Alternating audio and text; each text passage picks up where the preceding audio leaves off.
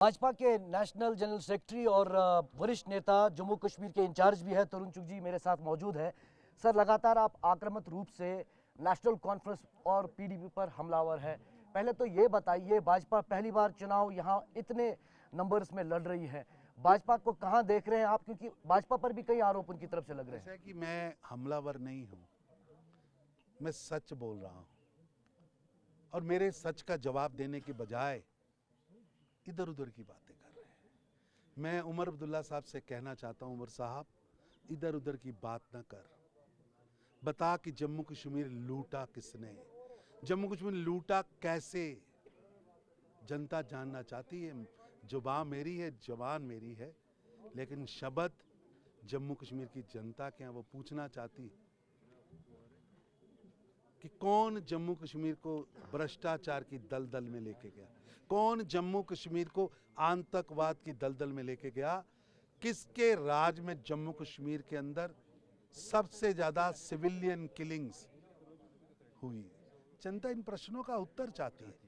जनता जानना चाहती है कि जब भाई भाई को यहां से लड़ाया गया, सदियों से रहने वाले कश्मीरी पंडित, मुस्लिम, बुद्धिस्ट सब इकट्ठे रह रहे, कौन था मुख्यमंत्री जो जब यहां से 1,60,000 लोगों का पलायन हुआ? तो ये आप सवाल पूछ रहे हैं, आप साथ में ये भी कह रहे हैं कि नेशनल कॉन्फ्रेंस और कांग्रेस का गठबंधन एक्सपायर्ड इंजेक्शन है। तो आपको क्या लग रहा है, आगे जाके नहीं चलेगा? क्योंकि एनसी 370 का राग लेते हुए है, कांग्रेस दिल्ली में उस पर जवाब नहीं दे पा रही। ये गठबंधन जितने गुपकार के एसी कमरों में, आलीशान बंगलों में बनते हैं, क्योंकि ये जमीन पर नहीं है।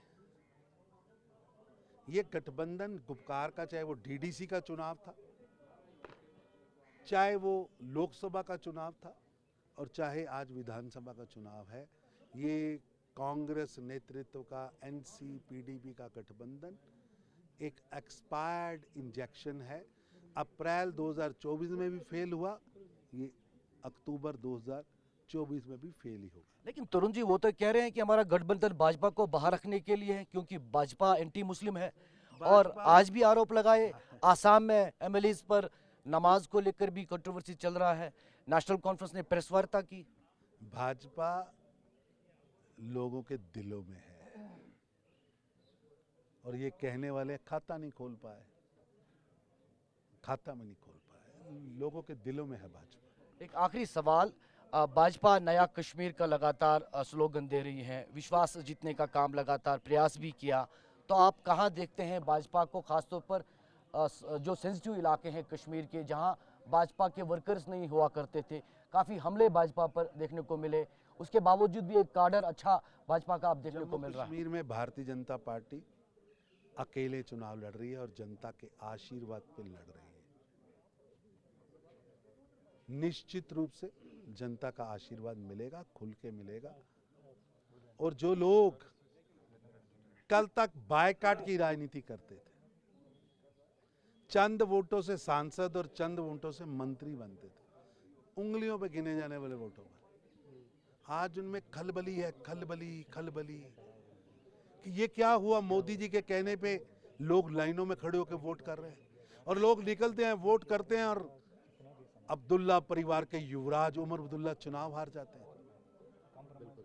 स्टार कैंपेनर्स में हम अमित शाह जी, मोदी जी, किस किस को देख सकते हैं?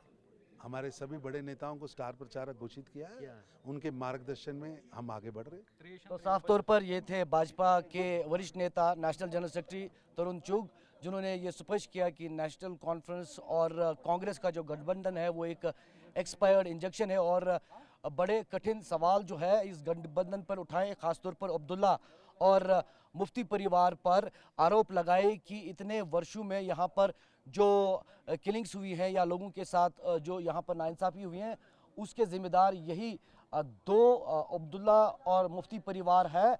और भाजपा जो है इनके मुकाबले में जम्मू कश्मीर में काफ़ी विश्वास जीतने का काम कर चुका है, और लोग उन्हें जो है आगे मैंडेट देंगे इस चुनाव में, और कश्मीर की भलाई के लिए वो इसी तरह काम करते रहेंगे। कैमरा पर्सन सईद मुर्तज़ा के साथ इरफान कुरैशी, TV9 भारतवर्ष, श्रीनगर।